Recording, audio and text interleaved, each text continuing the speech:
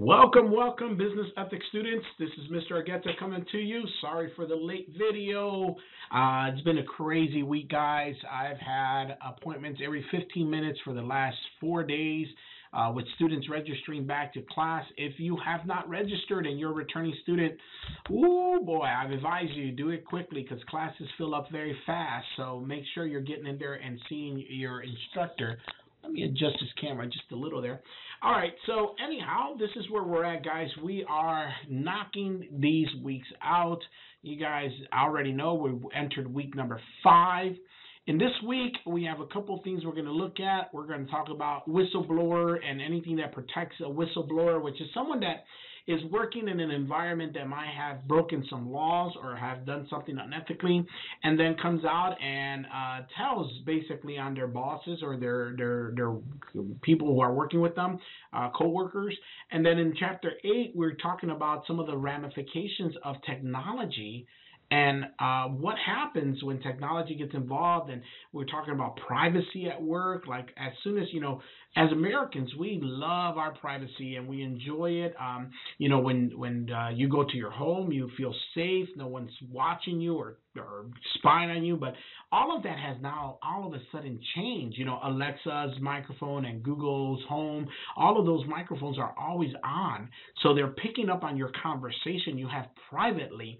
I'm going to see if I can link in their video so you can see some of the stuff that Alexa has confessed to and Google has already confessed to, and listening to your private conversations when you're not using the devices, not to mention this thing, your cell phone, that's always on you and picking up on certain things that you do.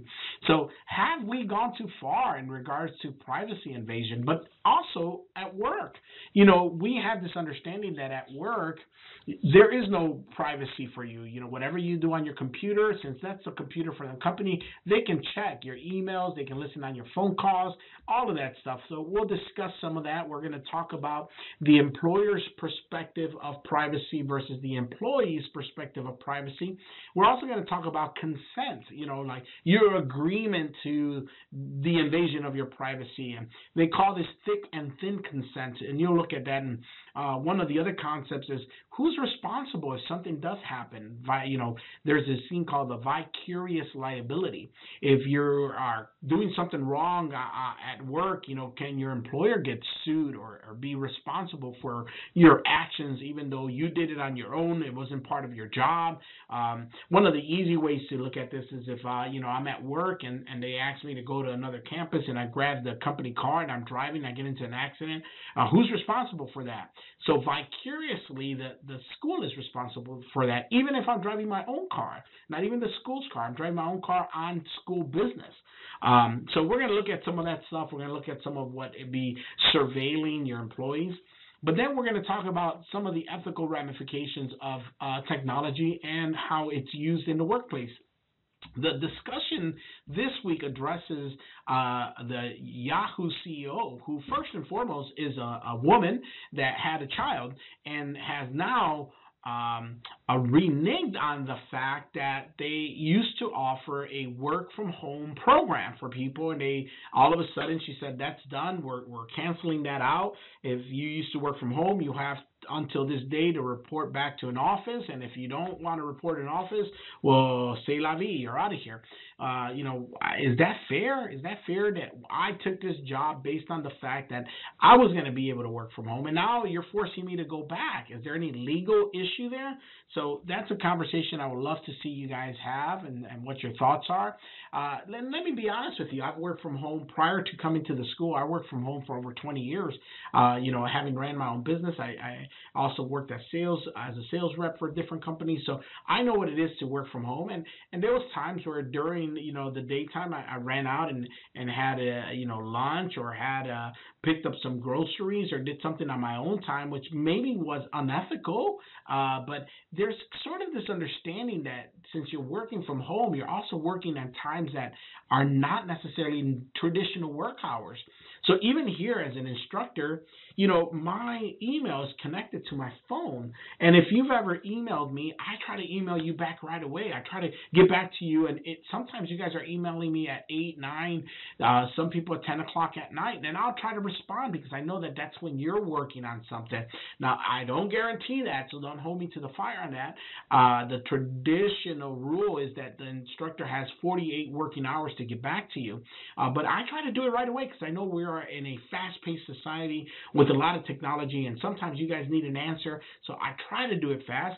But does that consider, should I call my boss and say, hey, I'm working at 10 o'clock at night, I'm grading papers, I'm making videos outside of the normal traditional work hour? So how do you balance work and life? When does work stop and life begin? So that's a very interesting line to discuss, but that's for this week, guys. I also wanted to make a quick announcement. I had the privilege to do the commencement speech this year for the graduating class. I put that up as one of your announcements. You're welcome to watch that. It's not required, but I figured you'll be interested in hearing a little bit more about my story if you were. You can also find it on Facebook. It's under my Facebook page.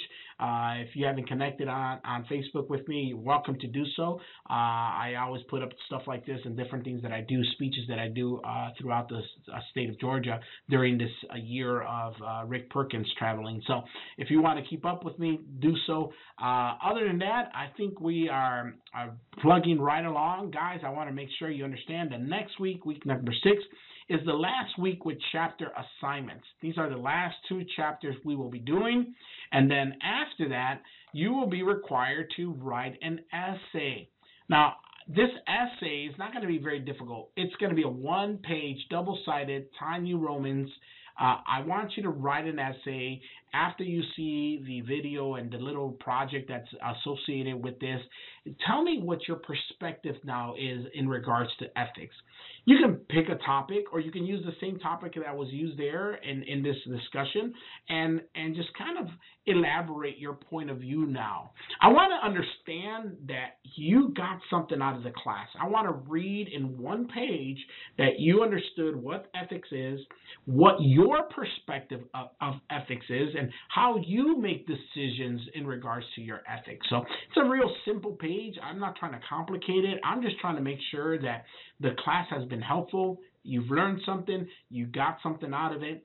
And we continue. So, guys, after that final essay, which is week number 7, week number 8 is your final exam, and we're done, guys. That's how fast it is. So, technically speaking, you have 1 more week of assigned work. We go on to the essay. The week after that, we do our final. I think that's about it, guys. It's been raining here. Today looks sunny, but a little bit cloudy, not too much. Sun peeks out now and then. But like I said, it's been crazy. Registration has been wild, man. My schedule has been unbelievable. I was going to show you, but I don't have it up right now. But anyhow, I hope you guys are registered. If you can, I mentioned this. I'm promoting my Team Projects class. It's going to be really exciting to be in that class. If you can take it in class with me, come and take it in Dalton. I'm teaching it on Tuesdays and Thursdays. It's going to be a really fascinating time during that team project. So if you can do it, come on down. Guys, that's it for me. As you know, I'm here to help you, here to assist you. If I can be of any help, just let me know. Have a good one, guys. We'll talk to you next week.